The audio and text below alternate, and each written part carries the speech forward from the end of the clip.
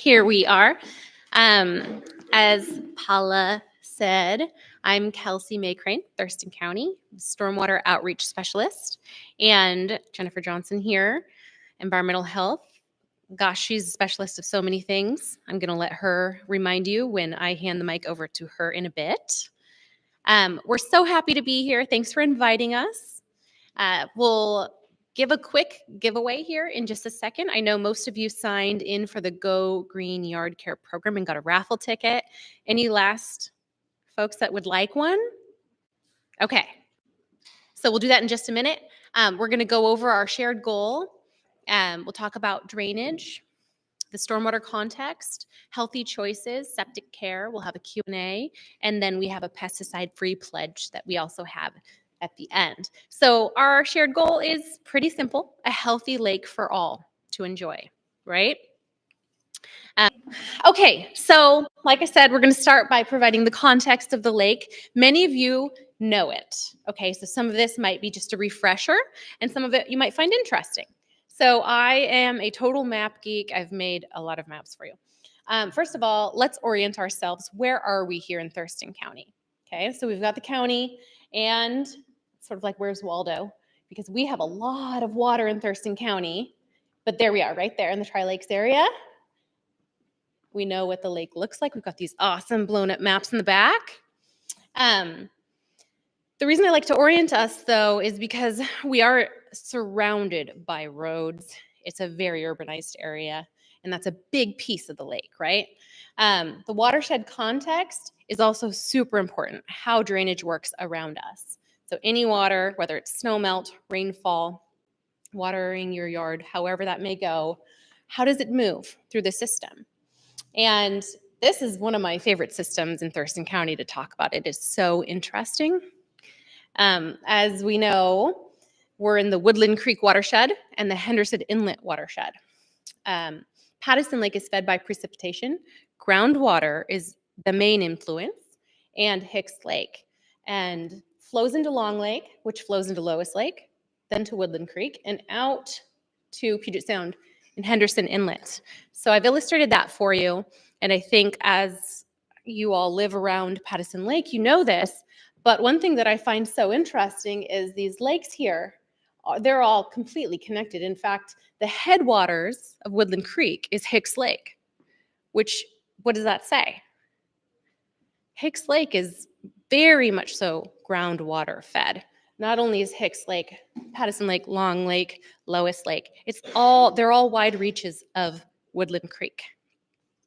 So that's a very important piece of context. This is a very, very much so a groundwater recharge area. So the lake water and the groundwater are constantly exchanging. If it stopped raining, we would still have water in these lakes because that's how fed they are by the groundwater. So some big influences to Pattison Lake. There's significant development to the north and the west. It's developed around, but significant development, as you can see. Groundwater inflow is coming from the southwest, so up this way. In the south, we have a lot of agriculture and various farms. We have the sod farm. I think we're all aware of that and the history there, the tree farms, and more. And seeing as I just mentioned, the groundwater's coming up from the southwest, all of that matters. Very unique. We have our lake here bisected by a dual mainline train. Interesting, to say the least. But also an important piece of the context of the lake. And then septic systems and yard care practices around the lake. And those are going to be some of our main focus areas because those are kind of the areas we can affect together. Okay, so I'm really into stormwater. That's a large part of what I do for Thurston County. And I think this really illustrates the issue really with stormwater. So going back to 1990, this is the best map I was able to find. So I think we had a little bit of a lighting glare issue there in the North Basin. It's not ice, but you can tell in that, 34 years, look at the development that's happened around the lake. That is important because, like I said, this is a very urbanized lake, And with development, we have more impermeable surfaces or hard surfaces like roads, homes, driveways, rooftops, and more pollutants, more development, more businesses, more byproducts from those businesses, more population, more cars on the road. All of that contributes to more pollutants on these hard surfaces that can be washed and carried off these hard surfaces and into low points, which are lakes, right? The lake is a low point that everything around it drains into. So that's more or less what I just said. With stormwater, when it rains or there's snowmelt that comes down from our mountains or our high elevation points, it picks up anything in its path, sometimes pretty quickly. That can be construction materials, that can be leaking septic systems, that can be pet waste that was left on the ground, that can be leaking car fluids and tire dust, which is the tire dust piece is a growing concern, being linked to salmon die-offs, pesticides and fertilizers, livestock waste, industrial process byproducts, you name it, right? Use your imagination, all the things that we do as humans. And that stormwater is then taken directly to, not directly, oftentimes we try our very best in the stormwater world to capture, slow, and infiltrate that stormwater, because we've got this awesome earth that, if it's allowed to do its job, has soil and vegetation and microbes in that are able to filter and clean up water before it hits the groundwater, right? So store and sink where that water falls. Otherwise, it's captured for safety reasons so that we don't have flooding roads everywhere and we're not hydroplaning in our cars and that our homes aren't flooding, captured and taken somewhere where it can be safer, and then it's sunk there into the groundwater. So oftentimes that means that it is in our lakes and our surface waters, our creeks, or delivered to Puget Sound. The best practice for stormwater management is undeveloped land. The very best BMP, as so many people like to say in government, best management practice for stormwater is a forest. Because we've got this sponge-like thing that occurs when we've got all these root systems and all these layers of vegetation and all of this forest duff, which is leaves and all of the decomposing stuff, right? That creates that cushiness when you walk in a forest that acts like a sponge, allows water to slowly percolate through, and it cleans up the water. So that is really the best thing. What do we do? Because we've developed so much of our land, we have stormwater ponds, and we have ditches and swales, and we have catch basins, and we have all kinds of things that do a pretty good job. So we're talking drainage, right? So everything is based on elevation. All water flows to the low point, from a high point to a low point. So I've got the elevations around Pattison Lake here, and you can see the lake is the low point, and everything around it is higher. And so anyone who lives in these higher zones, right, around Pattison Lake, starting all the way over here in this watershed, on the other side of that watershed, it's going into the Deschutes. On our side over here, we're getting it in our lakes, and it's going through Woodland Creek into Henderson Inlet. So collecting here and then going up into Long Lake.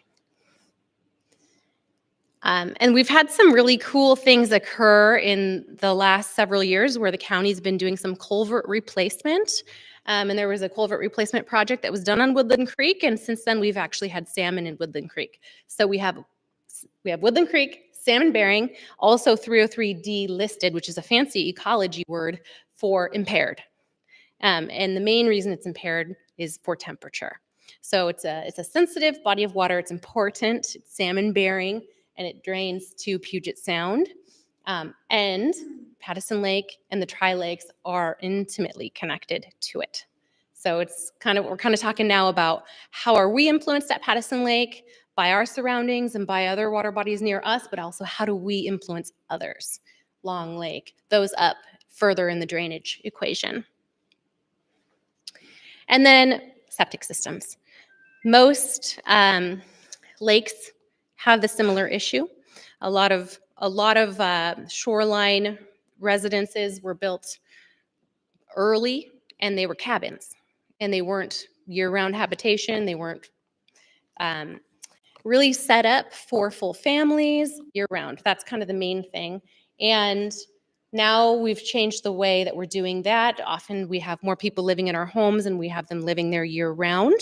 And so septic systems are a huge piece of this equation in protecting our lakes. And Jennifer is going to talk more about septic system care with you in just a little bit.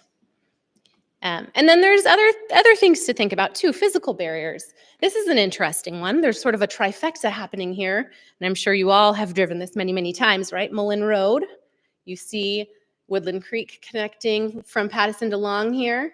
You've got Mullen Road, and you've got the train tracks all at one place, and it's basically at water level. So if there's any kind of backup there, there could be flooding, and oftentimes it changes the elevation in Long Lake and in Pattison Lake. So the reason that I put this here is because it's, one, interesting, and I was having too much fun with my mapping. But two, it shows how connected these lakes are. Okay, so we're talking Pattison Lake, but we got to talk with our neighbor lakes too, because we're kind of one lake. And I know this isn't a lake management district meeting, but the lake management district is important. We've got several of them throughout Thurston County. And Long Lake is a lake management district. Pattison Lake has a lake management district. Being as this whole zone here, and this map illustrates it really well, is literally one connected body of water. It's literally Woodland Creek that just widens and turns into what we're calling lakes. Also all completely connected to the groundwater and Puget Sound. This requires coordination amongst our neighbors in our community. And just to kind of illustrate how this groundwater works that I keep referencing. So in Thurston County, over 90% of us are drinking water from the groundwater, from the aquifer. This is really, really important water. This is the water that we must protect. Okay, and the deeper the aquifer, the cleaner, typically. But then we've got groundwater that we have really high water table in a lot of places. That's more or less what happens when we have a lake or a wetland. That's where the water table is really high and is basically just peaking up. It's more or less a window. Our lakes are like a window, but a permeable one that's completely connected to our groundwater, right? And I'm talking about collaboration with the Tri-Lakes and with Woodland Creek and with Puget Sound, because the way that water moves, it knows no boundaries. And I think a lot of us have seen this, how water works. It carves its own way, and it connects, whether it's coming down from the mountains and coming into a river or in a tributary and branching off and flowing into a lake, forming a wetland, coming down as rainfall, getting intercepted by trees and vegetation and circulating back through the system, back up into clouds, moving God knows where, and falling down again as rain somewhere else. We're all completely connected, and water is water is water is water. So we're going to teach you about protecting water in general, and that's going to protect Pattison Lake as well. So let's go back to Pattison Lake. Another really interesting perspective here. Pattison Lake is an urban eutrophic lake, and I'm sure some of you have heard that term, eutrophic. It's kind of fancy. I'll explain it in a second. Eutrophication is a natural process for lakes to move through, and we are speeding it up. Human activity is speeding that process up.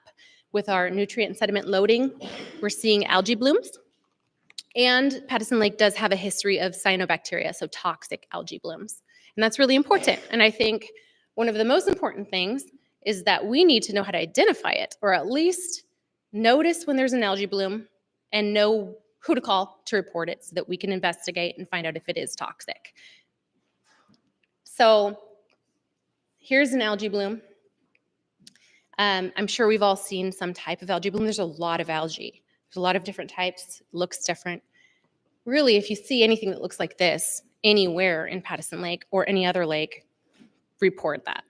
so that we can get out there as soon as possible, folks in environmental health, and come take samples and notify the community as soon as possible. So I do want to talk about eutrophication because I promised I would, if you'd go back real quick. So it's basically what happens is the body of water is fed too many nutrients. It just receives too many nutrients, mostly phosphorus and nitrogen. And that is food, which causes algae to overproduce. And then when that algae dies off, bacteria in the water, which is natural, eat that up, and it also eats up available oxygen. You'll hear it called dissolved oxygen. That's just a fancy word for available oxygen. And then you have these very low oxygen areas in the water where not many things can really thrive. So we have more resources here. There's a lot of really great resources. We also have handouts that will link you to some of these sites. And then I'd say more importantly would be the next slide, where we connect you to someone in environmental health to reach out to if you have questions specifically about toxic algae. And also there's these two links here. One will always notify when we know there's a toxic algae bloom in Thurston County. And then there's a sign-up form which goes out to, you can sign up for just Pattison Lake or any of the lakes that we have, and as soon as there's any activity around a toxic algae bloom, you would be notified via email. So I would encourage all of you to sign up for that. Okay, so we've sort of bound where we're at here. We've talked about our drainage, how water is all connected, and how we're all connected, and this is not Pattison Lake. I just want to make that clear.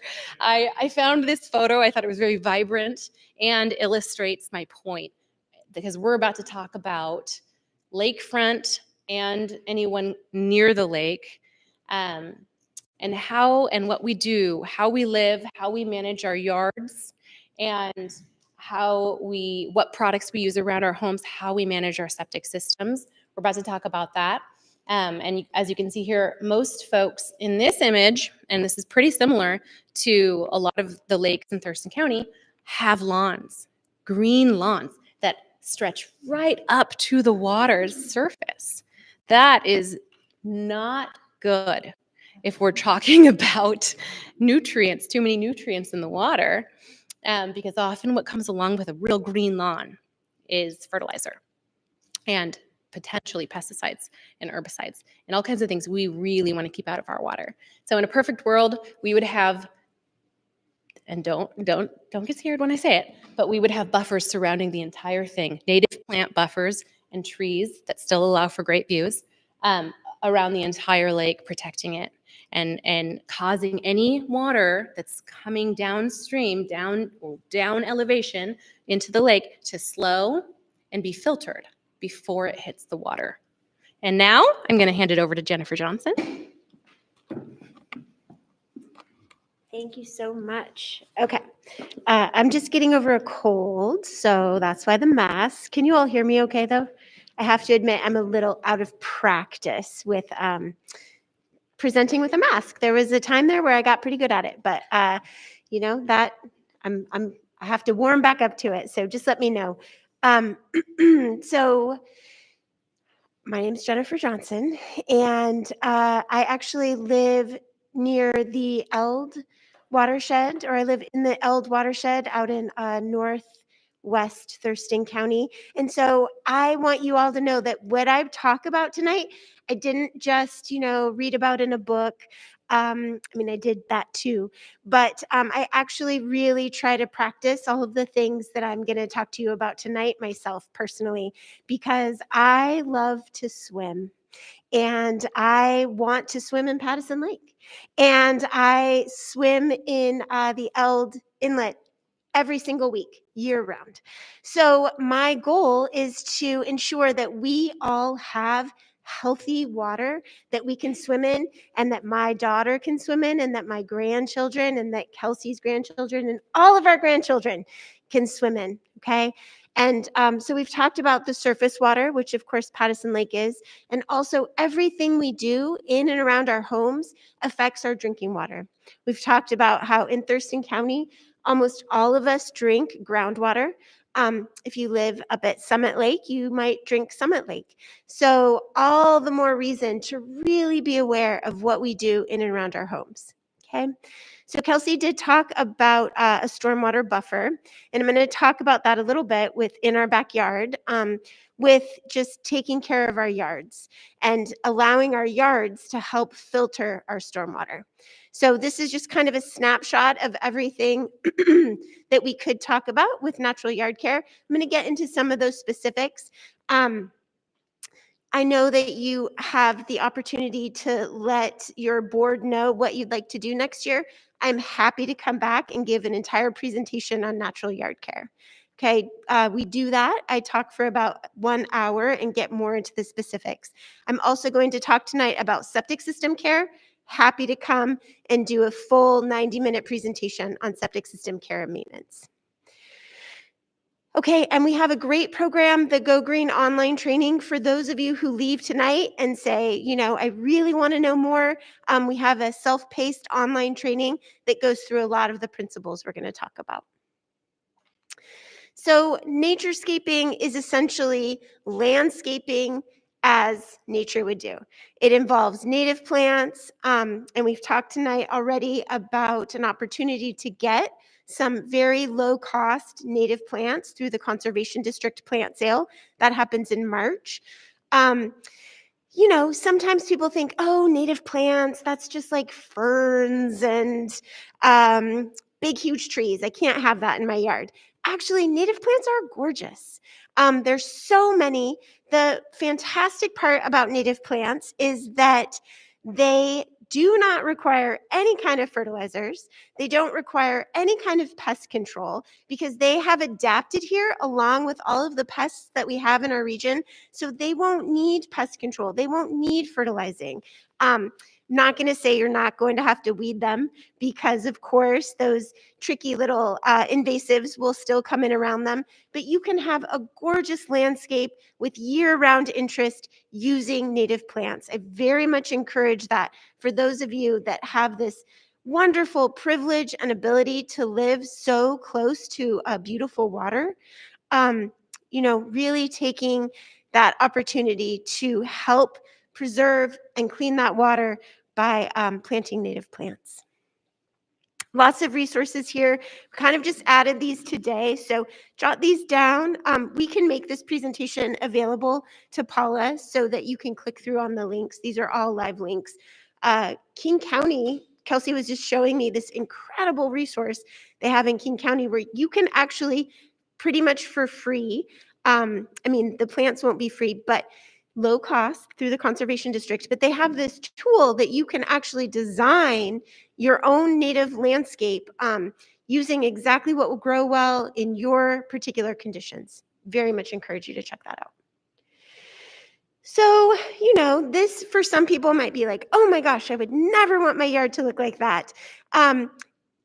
There's a famous local gardener, her name is Marian Benetti, and she always talks about how much people on the East Coast want moss and how everybody on the West Coast hates moss. And this is one of those things that I like to point out because it's green, it's soft, it doesn't need mowing.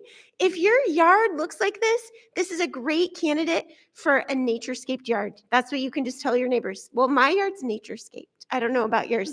Now, if you have this and you do not want this, I'm just going to say this is an indication of the soil condition, of the light condition, of the compaction of the soil. So if you do not want to be growing moss, you need to change all of those conditions. You're going to need to aerate. You're going to need to limb up some of those trees. You're going to need to add a slow release fertilizer. So keep this in mind. If you are trying to do something different than what nature is doing there, it takes a lot of effort, it takes a lot of time, a lot of energy, oftentimes a lot of money. So just keeping that in mind, this would be a beautifully naturescaped yard. Not that it has to look like this. You can definitely add some ferns, you can add some hostas, you can add all kinds of natives. But the idea is just utilize what is provided to you. So we can't talk about landscaping near water without talking about watering. So these are just some examples of, we've got a soaker hose, we've got some drip irrigation. The biggest thing with watering is you want to only water those plants you want. Because I talked about weeding. Now, I actually have an organic farm a little ways out of town, out on Steamboat Island Road. The biggest, most energy intensive thing that we deal with are weeds, right? And so just trying to save yourself some of that weeding chore by only watering those plants that you really want. And that's why the soaker hoses and the drip irrigation are so great. Now, when you are going to water, otherwise, and remember, native plants don't need much water.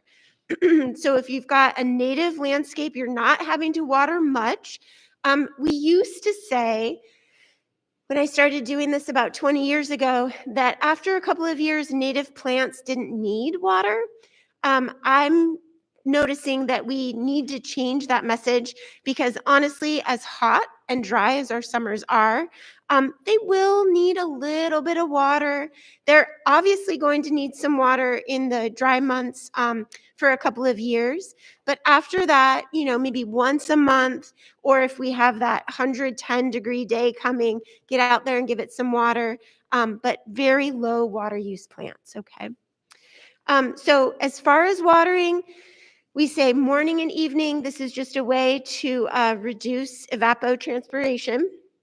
I actually, as a gardener, will say only in the morning, simply because depending on what you're growing, you really don't want water to stay on the leaves overnight oftentimes.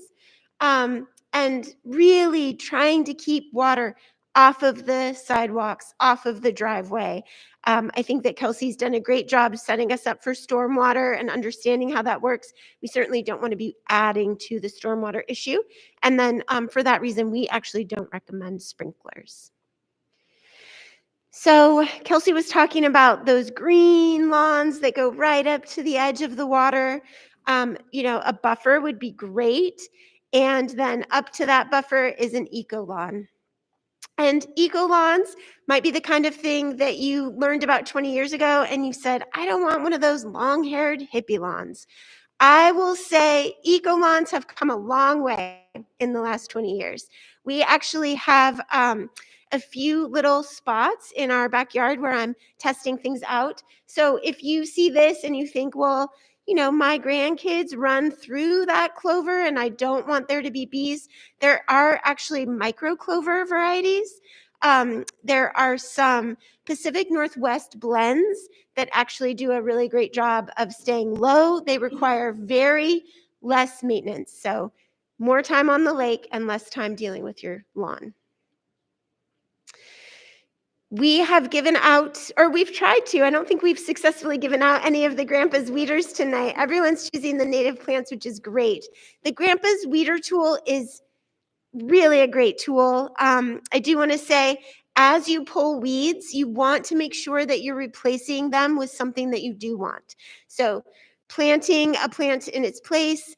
If you are pulling weeds in your lawn, making sure that as you pull the weed, you've got a little handful of grass seed and compost that you're putting in its place, making sure that you're preventing weeds from coming back. And if you are going to choose any kind of bug or weed killer, please choose the safest one. Grow Smart, Grow Safe is a fantastic resource. I have some bookmarks up here. But if you choose Grow Smart, Grow Safe, it is going to list out all of the products in order from the very least hazardous to the most hazardous. And you'll see just how many products that are available on store shelves that are actually really harmful for mammals. I don't know about you guys, but I identify as a mammal. So something that we might want to, keep in mind. A lot of the products that are available are harmful for aquatic life. All of you have an impact on aquatic life. The reason why we're promoting soil sampling, so if you are someone who is going to choose to do any kind of fertilizing, you really want to make sure that you get a soil test. This is a very low-cost opportunity from the Conservation District to just get an idea of what your big three, the nitrogen, phosphorus, and potassium levels are in your soil. It also gives you information on the organic matter that's available in your soil, which is really helpful to know. Do you need to actually supplement with compost? Or are things looking pretty good? Okay, Kelsey's talked about a planted buffer, and I'm going to talk just a minute about an organic matter buffer on top of that. So soil sampling, really helpful, really low cost. If you had a large area, you might need to pay for a couple of samples, but really important if you're choosing any kind of fertilization. And just a quick plug, if you are going to fertilize, really important for anyone in the county, but particularly those of you who live near the lake, to be choosing a slow release fertilizer. I actually recommend an organic slow release fertilizer simply because that is a mineralized product, meaning it is going to stay in the soil. It requires the soil microbial activity to be active in order to break it down. So we don't recommend that you fertilize until, depending on our weather, April, May is a great time to add fertilizer. You can get non-organic slow release fertilizers, but I recommend organic simply because they're going to stick around in the soil for longer. This means that if you apply that fertilizer and 2 days later we have a freak rain event, it's still going to be there, okay? It's not going to rush right off into the nearest stormwater system or into the lake. The safest insect control is to plant flowers.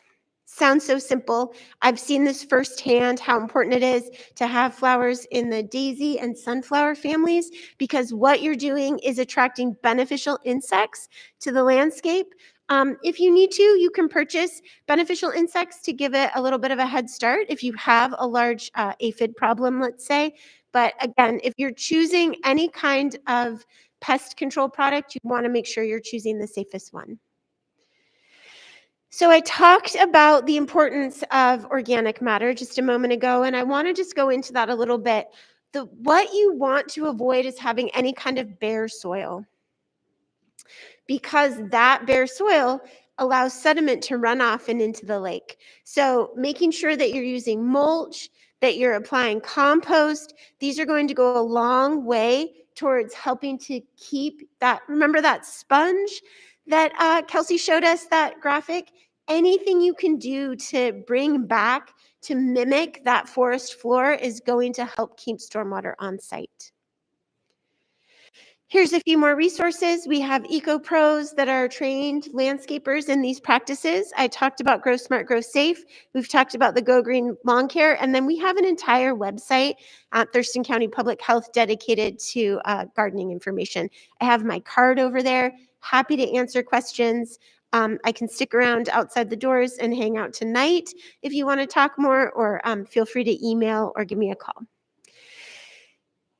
So we're going to jump now from some of that right into bacteria and nitrate pollution prevention. So if you have pets, really important that you're picking up every single pile of dog waste and throwing it in the trash. We want to make sure that we're reducing the amount of bacteria getting into our waterways. And there's a fantastic stormwater online training. Really great information, again, on stormwater and how to essentially reduce the amount of runoff that's moving from your house. And how to inspect and maintain your systems as well.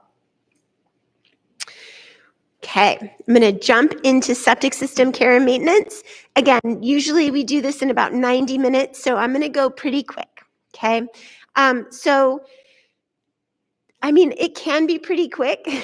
This thought just came to me. Basically, the number one thing that I can tell you is inspect your septic system every year. If you are unwilling to inspect it, pay someone to inspect it. On our website, we have a whole list of professionals that are certified to inspect in Thurston County. Want to make sure that you're using that list. Most septic systems need to be pumped every 3 to 5 years. Really depends on the practices you have inside of your home. If it's been more than 3-ish years, I personally wouldn't pay to inspect it. I would pay to pump it.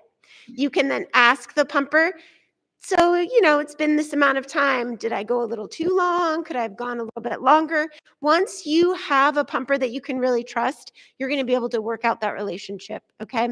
Again, I have a septic system at my house. We have our system inspected we have our system pumped every 6 years, just on a schedule. And for so many of us, it's really hard to keep track of 6 years. That goes by so fast these days, right? So making sure that you're keeping good records, you're writing it down. I know when my daughter turns 16, that's when I have to have it inspected. That is coming up very quickly. And then we do inspect it ourselves every year or so.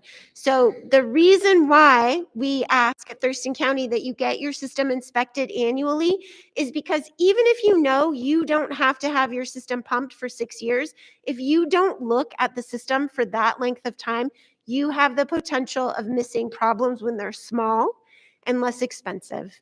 If you don't look at it for a certain, number of years, by the time you find those problems, they might be larger, costlier. You might have a failing system. You might have been polluting the groundwater or the lake.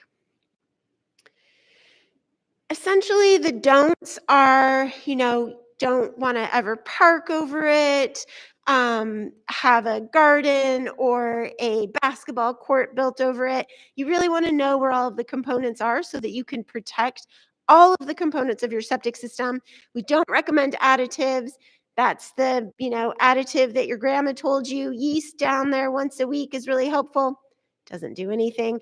And that's the really expensive additive that the septic professional recommends. We don't recommend the use of any additives, okay? Don't use your garbage disposal because it just chunks up undigested food and sends it out to the septic tank. If you're committed to using the garbage disposal, you're just going to have to get it pumped more frequently. Only waste that comes out of you and toilet paper should go down your septic system. Household hazardous materials, you want to make sure that those are stored in a second container. This is a way to reduce the chance of pollution into the lake or into floodwaters, into our drinking water, stored up high, out of the reach of children. Not recommended to store these in your well house. Okay, so safe storage of any hazardous materials you have. Any hazardous materials are going to say caution, warning, danger, or poison. That's how you know they're hazardous. Get them out from under your sink. Get them out from that shelf that is so piled up you can't even tell what you have. Get them organized. Get them safely stored. Any unwanted hazardous materials can be taken for free disposal to Hazo House, located at the Thurston County Waste and Recovery Center, also known as the dumper landfill. I don't call it a dumper landfill because nothing is dumped or landfilled there, but it's off of exit 111, free disposal of unwanted hazardous materials. Okay, so you have to go through the Hazo House.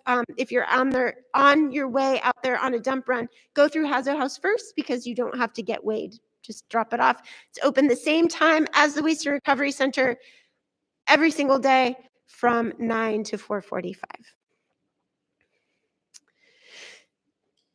How do we do? I don't know how we are on time.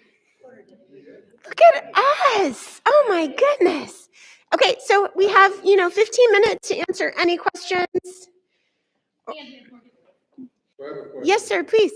You talked about salmon coming up through the drainage. How far up are they making it? Into Woodland Creek. Into Woodland Creek and up? Do they make it up into any of the lakes?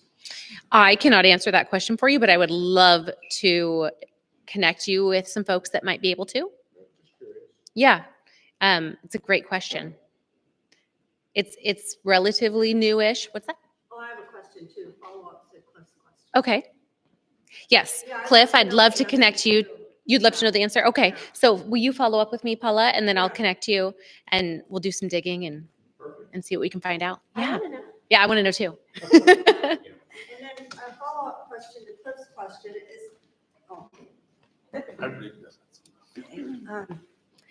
you mentioned that we always called it a culvert or a ditch or something between Pattison Lake and Long Lake that goes under Mullen Road. You Mhm. said that was Woodland Creek. I thought Woodland Creek didn't start until after Long Lake, so I was surprised to hear that. Yes, I'm going to let's go back and check it out. Actually, I'm just going to go here because I like this perspective a lot for illustrating this point. Woodland Creek, actually, its headwaters are here. What's that? Hicks Lake. That's Hicks Lake. Hicks Lake is the headwaters of Woodland Creek, which means Woodland Creek is fed by groundwater. It's very, very cool. A lot of times you think of headwaters and you think our highest elevation up in the mountains, and often that's true. This Woodland Creek is groundwater fed, and that's why I keep saying that the lakes that we're talking about here, and Pattison Lake in particular, all of these lakes, they're more or less wide reaches of Woodland Creek. And if you want to think about it another way, if you look at all of this is all Woodland Creek connecting the lakes through sort of wetlandy areas, right? And you can see it does kind of squeeze, and you were referencing, might be back here actually, this area. You can see it real good here where it connects through. But yes, that is Woodland Creek. Woodland Creek, if you look on a map, oftentimes you think after the lakes and after Lois, and let's go here, and you'll see it wind. You can follow it. It's really interesting. If you go on Google Earth, you can follow how it winds and what it passes, and gosh, there's roads and a lot of barriers, and that's why it's so cool that we had this project. Thurston County completed a project and actually replaced a culvert, allowing salmon back into Woodland Creek. It is, man, you guys are stumping me tonight. Okay, I will get that answer for you as well, and we'll send it all through Paula. I should have mapped it, but I was looking at the exact area, and it would have been cool for me to make a slide of that, huh? Next time. But Paula, please follow up with me on this, and then I'll get you that information, okay? But yeah, so did that answer your question? Yes. Yes, thank you. Okay, perfect. Do we have any more questions? Yeah, sure. I got a big voice. If your blue lines are Woodland Creek, and Woodland Creek circles through all three lakes and out to Henderson Inlet, Yeah. are there laws and government activities that come into play because the lakes are actually part of a creek?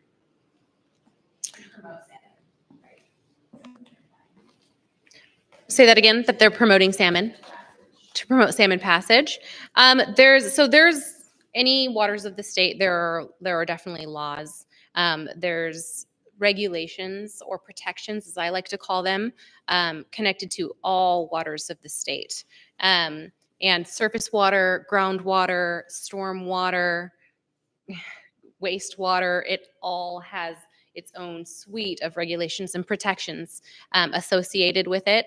And yes, when we have salmon bearing anything, specifically connected to an endangered species, then you've got Endangered Species Act protections also in place there, Clean Water Act protections.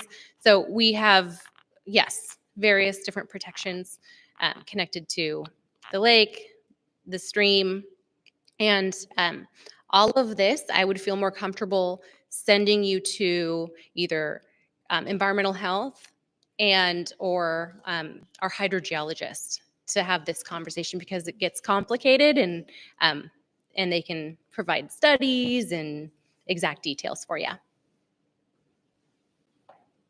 Sure, Ty? I'll just enter I know that there's a Henderson Inlet Shellfish Protection District, and that's a special set of rules that apply to the entire Woodland Creek watershed. I don't know if it comes all the way down and grabs the lakes. It does grab quite a bit of that area that you see that's blue.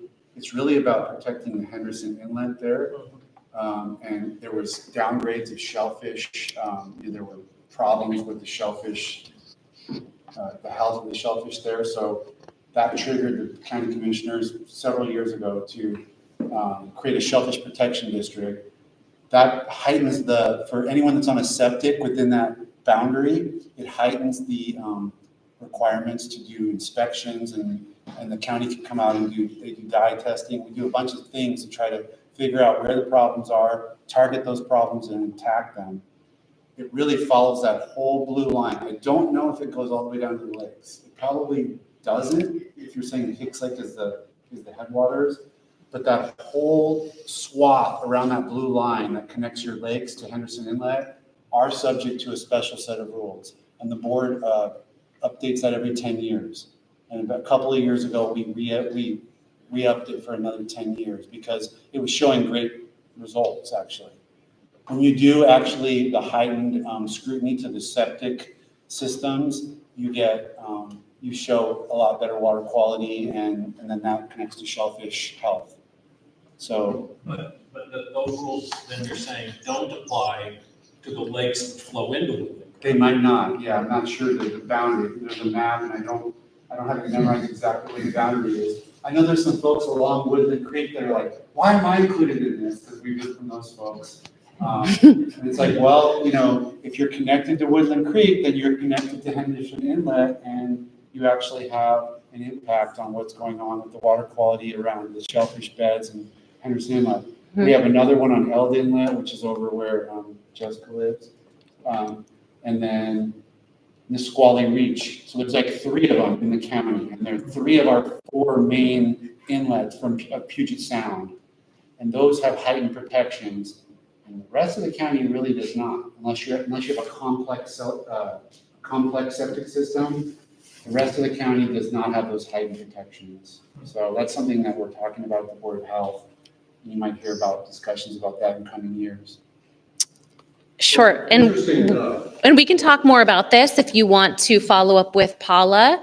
And again, I can connect you to others that we can have more of a discussion on this, because it's great question. And you're not going to go to a lot of presentations and get the way that I just broke this down for you. You may not have heard it before, because I really dug into it. And you've heard it before? I've never heard that. Never heard it before. Okay. So I met with several experts within the county to just clarify that I was on the right track here.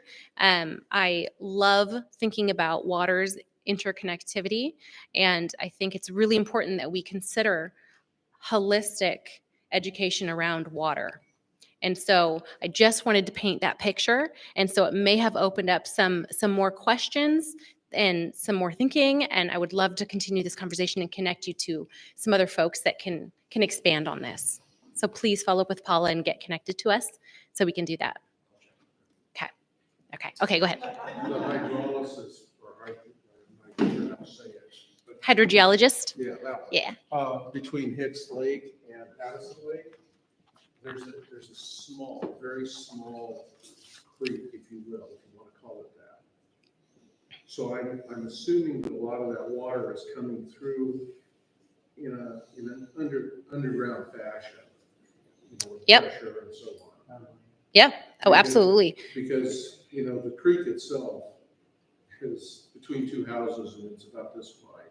Yeah. And sometimes it's going to be very narrow and sometimes it'll open up. Yeah. There's a lot of factors that contribute. And there's no perfect design of cobble and hardpan in our underground either. So if you think about how that can look, that's also where water in the groundwater is navigating, right? So it's not perfectly moving usually unless it's in some sort of lava tube. You can feel the water coming up from the bottom of the lake if you're swimming. Yeah. If you're walking on there, there's spouts. Yeah. Of fresh water. Yeah. So Oh, we live in an amazing part of the world. Amazing part of the world. Beautiful. And it's important that we know, and a lot of us have grown disconnected too, the way water is water. Yeah. Did you have something you're thinking? Do you have a question? We got questions over here. Okay. Just, I read a report of somebody trying to document where there have been migratory fish in that waterway, and that they were able to get reports that there were migratory fish as far up as Long Lake, but not as far as Patterson Hicks. So maybe that was just, people that were still alive whenever they do that research. But, so, there has reportedly, anyway, been some fish that have come up this far along in the past. Awesome. Yes? I have a question on the side of the testing of the blue-green algae, some of the poisonous algae. Mm-hmm. And last summer, it took like 3 weeks to get a test back, which was the prime time for swimming, and those of us who love to swim. Is there anything that, and plus we don't know what part of the lake it's been tested. Mm-hmm. So is there anything to help us who want to use the water to know where the testing is being done, how widespread? I mean, some of those things, and to have the results a little bit quicker. Yes, that's something we're working on, first of all. It's a very important question. And we do have contact for you to keep in your back pocket. Save your phone. Here, Renee Miller. So I would really reach out to her for the more complicated or anything related to testing for questions around cyanobacteria and toxic algae. And Jennifer might have an answer too. I mean, I was just going to say, I don't know if this is during the same time frame, but I know that there was actually, there's not very many labs that do that testing. And I know last summer, one of the labs was down. So whatever that means. So I don't know if that's the same time frame, but it's sort of that thing that, we're also limited.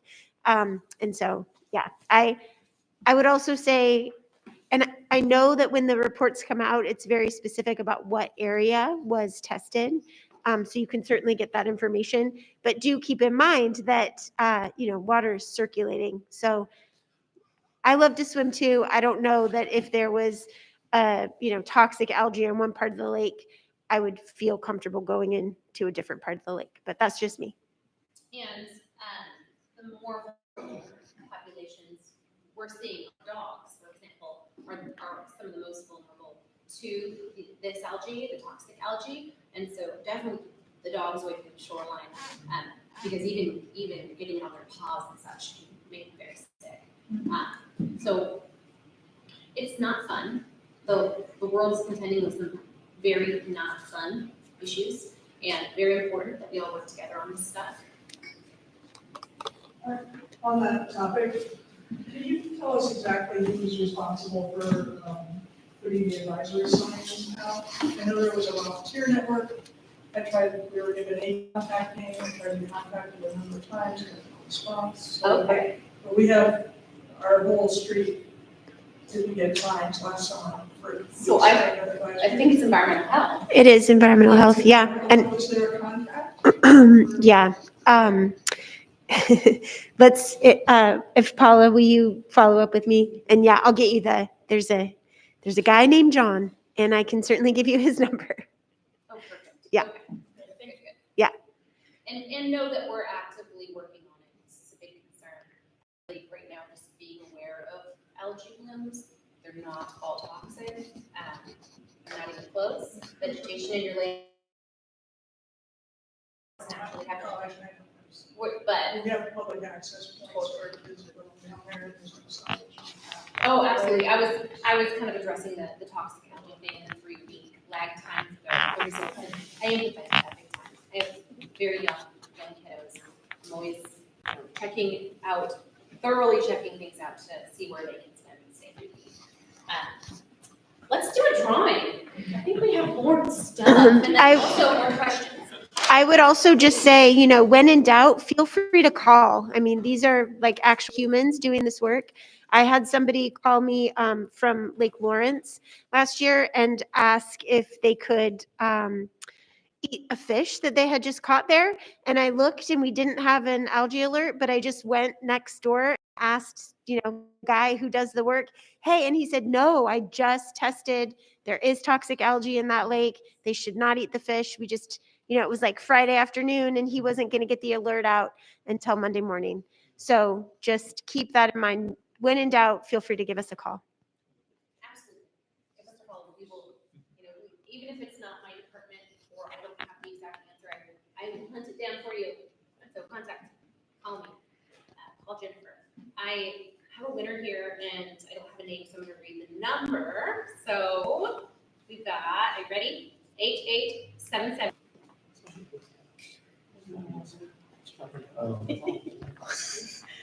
Yeah, Is it you? it is, and I wrote my name on my head so I'd know. Unfortunately, I put the wrong one at the back. That's interested. All right, yeah. There you go. It'll last you forever. I am so proud to have a giveaway of something that literally will not break. And if it does, it has a lifetime warranty. And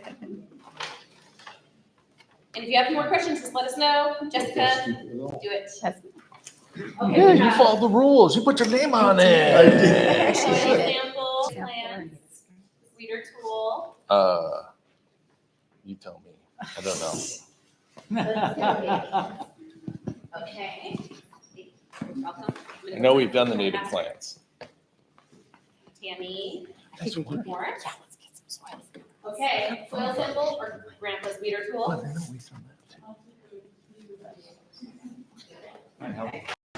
Is it Uncle Bob's weeder tool? Grandpa's. Grandpa Bob's. Jane. Jane. Apple. And then Diana. All right. And one more, all right, or no? Is that it? One more? One more. Great, and that is going to Liz. Hawkins. There you go. Okay, so any final questions? Thank you. I know we're on a tight deadline and you got business to attend to. It's been such a pleasure. Please follow up. For technical questions, we'll connect you to the experts. We'll talk about it more. And yeah, keep up the great work. I have these lovely pesticide-free zone signs, if you'd like one. I have a pledge out here. I just need to be able to tell my funders, I didn't just give these away like crazy. People actually made a commitment. And so if you'd like one of these signs, just come and tell me how you're going to be without pesticides. Yeah. And on that same note too, the raffle, you all signed up for the Go Green Yard Care program. So you're going to be hearing from me and Jennifer about awesome education about Go Green Yard Care, natural yard care. So stay tuned. Very cool. Thank you so much. Thank you. Thank you.